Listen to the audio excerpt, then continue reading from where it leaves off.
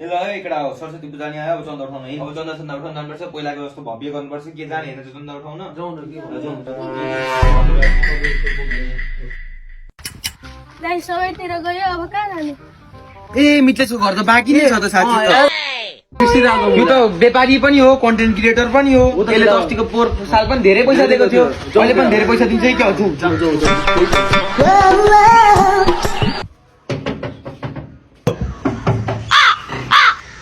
के हो बेङ्गा के भयो ए के होइन मित्लेश भोलि स्कुलमा सरस्वती पूजा रहेछ अनि सबै गाउँले सहयोग गरौ त पनि अलिकति सहयोग गर्दैन ए अनि मैले कति सहयोग गर्नुपर्ने 2000 3000 5000 कति गर्नुपर्ने ए अब त जति सक्छस् त्यति सहयोग गर्न तेरो कुरा हो त ए त्यसो भए लान त आइहालिस् बिहान बिहानै लान त्यो लैजा कि गाजरको हलुवा अनि यति बुनिया घरमा ल्याइदिनु ल